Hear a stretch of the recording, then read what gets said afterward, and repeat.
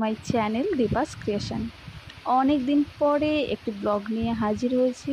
প্রায় মোটামুটি 1 বছর হয়ে গেছে আমি এখনও পর্যন্ত কোনো ব্লগ ছাড়িনি।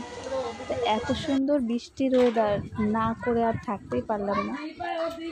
আমাদের এখানে এত জল জমে গেছে যে এখানে বৃষ্টিতে মনে হচ্ছে যেন বাড়ির পাশে সমুদ্র হয়ে গেছে বা কোনো নদী হয়ে গেছে।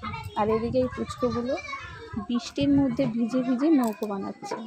হ্যাঁ, আমরাও ছোটোবেলা বানাতাম, এরকম খেলতাম, বাট এখন তো একটু বড় হয়ে গেছি আর এইসব করা হয় না বা ইচ্ছে থাকলেও হয়ে ওঠে না। তো ওরা জল ঠল পাড়িয়ে এবারে স্নান করতে যাবে। অ্যাকচুয়ালি ওদের স্নান করার সময় হয়ে গেছে বলেই ওরা জল ঘাটছে। আর এই দিকে একজন দাঁড়িয়ে রয়েছে ছাতা মাথায়, ও এখন আমাদের বাড়িতে আসার জন্য প্রিপারেশন নিচ্ছে। তো এই বৃষ্টির মধ্যেও যদিও আমাদের সকাল সকাল রান্না হয়ে গেছে, তো তারপরেও মা কিছু মোরলা মাছ আর লোটে মাছ কেটে রাখছে, যেহেতু এখন স্নান করবে, পরের দিন যাতে সুবিধা হয় রান্না করার জন্য। তো এই সব করার পরে এই পুচকোটা আবার বাইরে এসছে, কারণ কিনা বিড়াল এসছে। মা যে কাটার পরে যে মাছের কাঁটাগুলো হয় সেগুলো বিড়ালটা খাবে। তো বিড়ালটা সাহস করে এগোতে পারছে না। তো যাই হোক, অনেকক্ষণ অপেক্ষার পরে মা ওকে কাঁটাগুলো দিল খেতে। তো বাবু আবার ওখানে বসে খাবেন না, তো উনি কী করলেন, ওখান থেকে খাবারটা নিয়ে এসে এই সাইডটাতে বসে লুকিয়ে লুকিয়ে খাবারগুলো খাচ্ছে। তো খাবার খাচ্ছে, উনি খাক।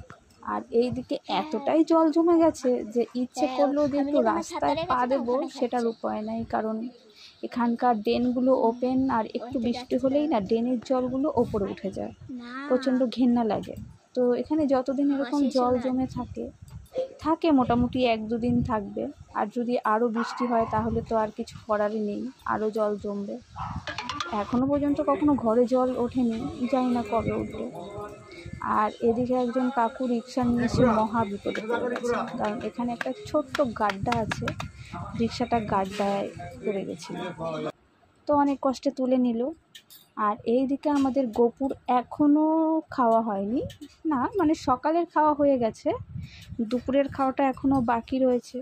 তো মা এখন ওই মাছ যে কাটছে, মাছ কেটে উঠে এই যে ফুল পাড়া শুরু করলেন। ফুল শুধু আজকে যে ফুটেছে সেগুলোই পারবে না, গাছে কিছু অ্যাকচুয়ালি অনেক ফুল হয় গাছে, কিছু সামনের থেকে কুড়িও নিয়ে আসবে যাতে কাল আর যেতে না হয়। তো ওই কুড়িগুলো এনে কী করবে, রাত্রিবেলা একটা জলের আমাদের কলসি রয়েছে ঠাকুরের, ওখানে ভিজিয়ে রাখবে। আর এইখানে যে এটা হচ্ছে একটু এগিয়ে গিয়ে মেন রোড, এই রোডটা একটু নিচু, এখানে এত জল জমে না যে বাইক গাড়ি সাইকেল নিয়ে যাতায়াতের খুব কষ্ট হয়। আর এখানে